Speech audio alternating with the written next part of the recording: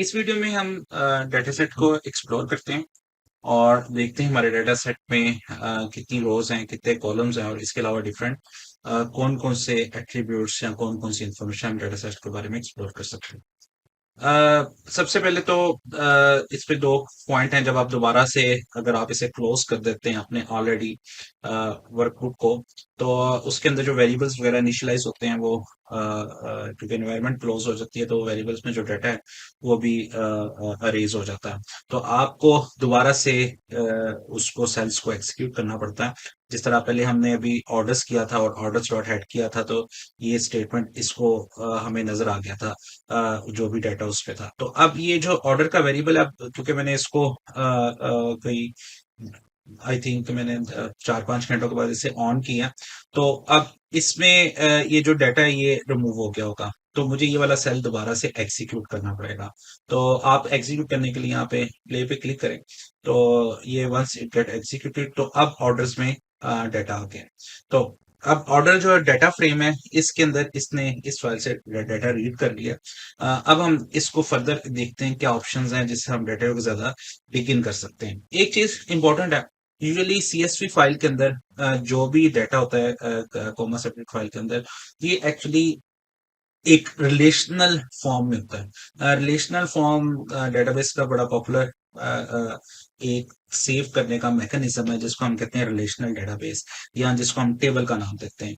तो यूजुअली वैसे भी हम जो रजिस्टर्स पे मैन्युअली इसी तरह डाटा सेव करते हैं। टॉप पे हेडर होता है, इसको हम कॉलम्स कहते हैं। और जिस तरह यहाँ पे हेडर है ऑर्डर डेट टाइम और ऑर्डर लॉन्गिट्यूड, इस तरह ओरिजिन लैटिट्यूड, ये जो है उसकी लोकेशन की इंफॉर्मेशन है। इसी तरह बाकी ये वाली डिफरेंट इसकी इंफॉर्मेशन है। इस इंफॉर्मेशन को हम टेक्निकली कॉलम्स कहते हैं, या हम इसको एट्रीब्यूट्स भी कहते हैं। तो ये दोनों इंटरचेंजेबल वर्ड्स हैं।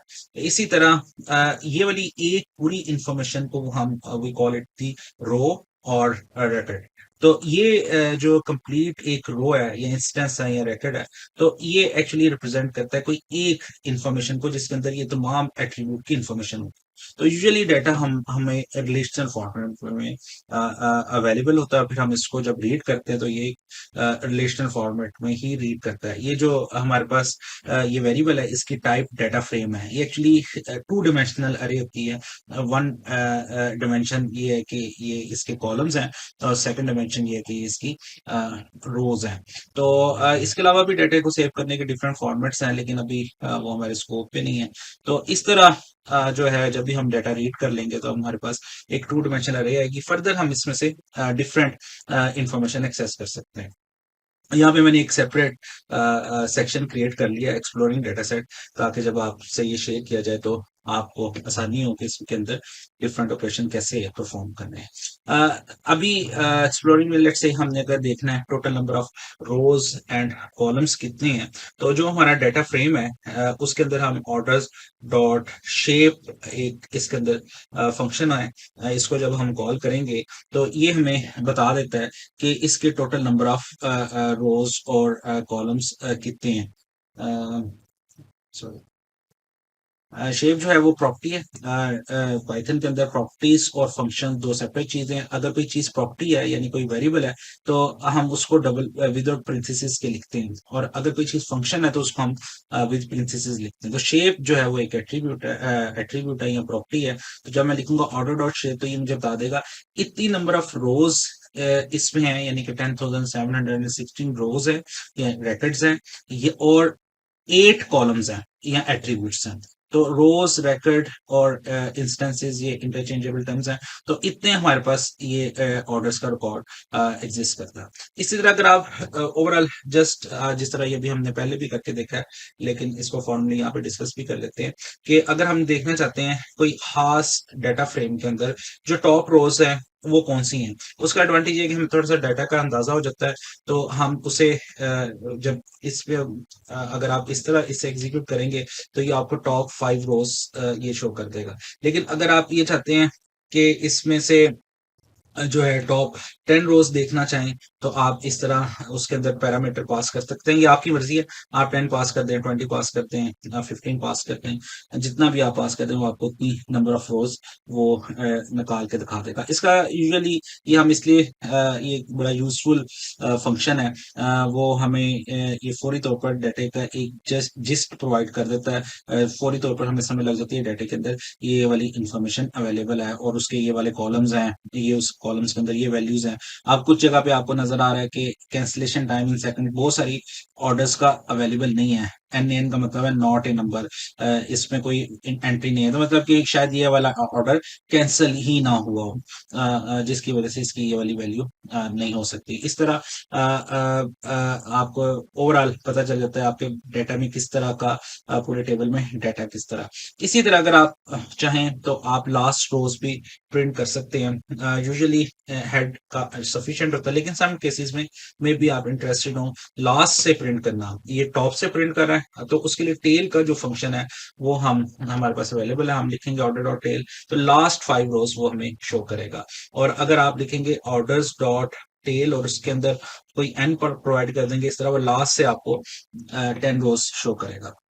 तो इससे हमें थोड़ा सा डाटे की पता चल जाता है डाटा किस तरह का है। समटाइम हेड और टॉप टेल के अलावा हमें ये चाहिए होता है कि हम लोग जो है दरमियान में से रैंडमली कोई भी रेकॉर्ड्स आ जाएं। हो सकता है हेड प्रिंट करें तो सारे एक जैसे रेकॉर्ड्स हों, या टेल प्रिंट करें तो सारे एक जैसे हों।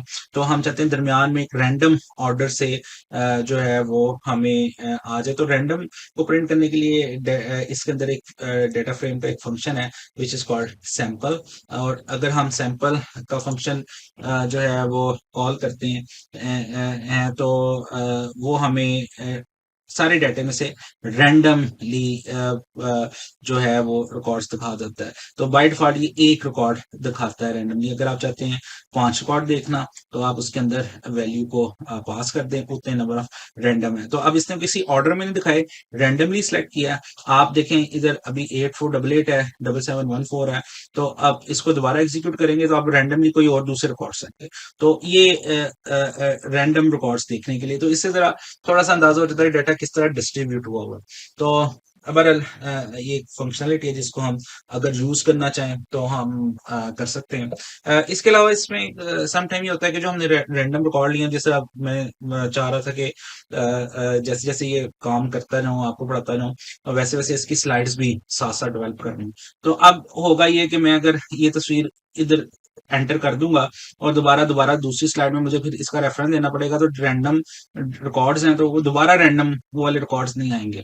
तो अगर आप सम हो चाहते हैं कि रिकॉर्ड तो रैंडम्स आए, लेकिन मैं चाहता हूँ कि दोबारा जब मैं ये सैंपल की कमांड चलाऊं तो वो ही रैंडम रिकॉर्ड दोबारा सिलेक्ट हो।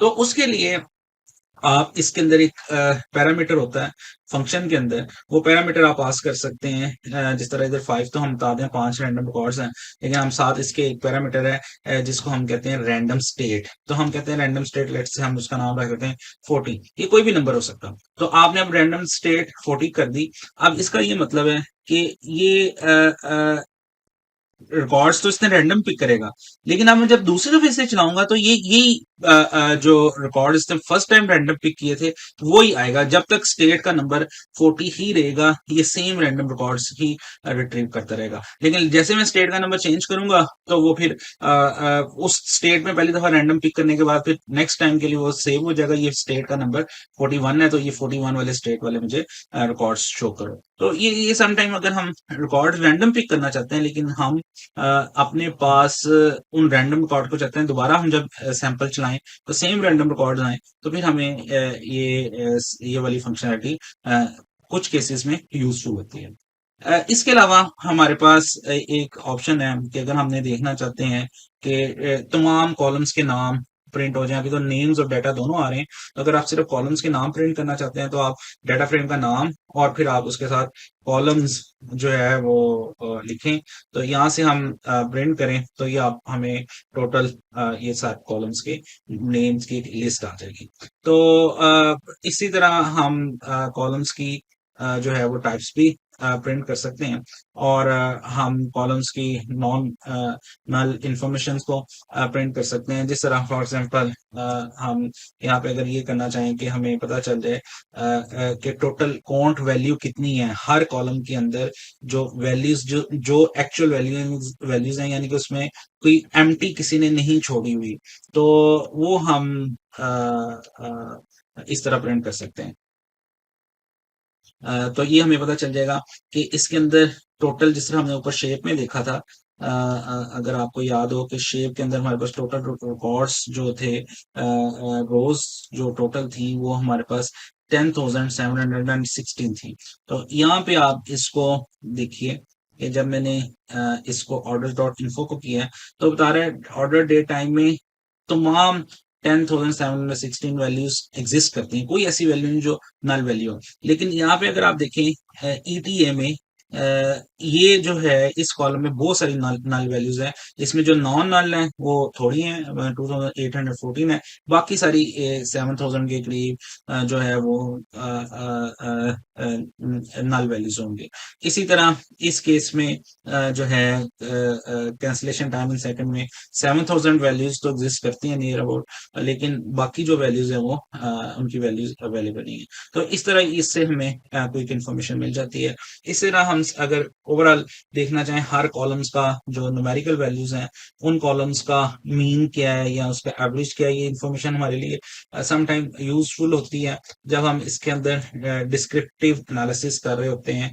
उसको जस्ट हमने ये देखना हो कि हमारी जो ओवरऑल इंफॉर्मेशन है वो क्या है, तो इस तरह डिस्क्राइब करेंगे तो आपको पता चल जाएगा कि ये वाले वेरिएबल का एवरेज टोटल वैल्यूज कितनी है, इसका मीन कितना है, इसकी स्टैंडर्ड डेफिनेशन कितनी है, स्टैंडर्ड डेविएशन कितनी है, मिनिमम वैल्यू कितनी है, परसेंटाइल्स कितने हैं, मैक्सिमम कितना। इसी तरह जो है ये ऑर्डर स्टेटस की है, इसकी इंफॉर्मेशन समटाइम ये इंफॉर्मेशन यूजफुल होती है और समटाइम कुछ मे बी एट्रीब्यूट्स के लिए ये that make doesn't any sense out of it कि हम लैटिट्यूड का एवरेज से क्या मुराद है।